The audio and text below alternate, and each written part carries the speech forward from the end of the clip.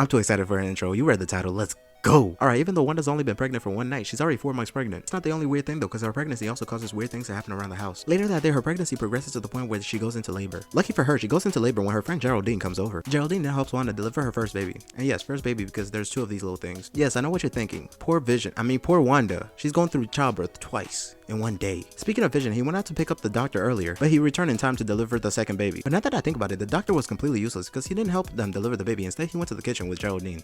I know what we're both thinking. What were they doing in that kitchen? You would think a doctor would want to help the mother that just gave birth. Anyways, after the babies were delivered, Vision noticed that the neighbors Agnes and Herb were acting very weird. They mentioned that Geraldine came out of nowhere and she has no family or a house. At the same time, Geraldine inside the house slips up. She mentions to Wanda that she knows that her brother was killed by Ultron. That's where she messed up because Wanda said you gotta go out of your skedaddle bye. We then cut to Geraldine being booted out of a barrier and surrounded by a bunch of vehicles. Now onto episode 4, which is basically an explanation for episode 1, 2, and 3. We open this episode with Geraldine returning from the blip. It turns out her name is not actually Geraldine, it's actually Monica Rambeau. She's the daughter of Maria Rambeau, who's the best friend to Captain Marvel. But that's not the best part. The best part is that her hair is freaking amazing. God damn, like look at that thing.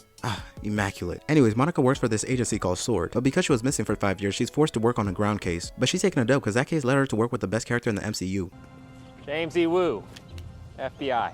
While attempting to investigate the town of Westview and why nobody's aware of it, Captain Rambeau, or Monica Rambeau, touches the barrier and gets sucked into it. 24 hours later, and SWORD has already set up a perimeter around the barrier. After SWORD brings in Darcy Lewis, she finds out that the barrier is emitting signals that she can pick up on a TV. They then start watching WandaVision episodes like Us and deciphering it just like us. It also turns out that in episode 2, the person on the radio that tried to speak to Wanda was actually Jimmy Woo, saying, "Wanda, who's doing this to you, Wanda? Wanda." So the beekeeper we saw at the end of episode 2 was actually an agent sent in by SWORD, and the beekeeper suit he was wearing was actually a hazmat suit, but it got changed by the barrier. Anyways, after Captain Rambeau got kicked out of the barrier, she reveals to SWORD that it was actually Wanda that's in charge of the barrier. And finally, we actually see that Vision is still very much dead. And with that, the episode's over. Don't be a stranger. If you enjoyed that video and want to see more like it, leave a like and subscribe. Adios.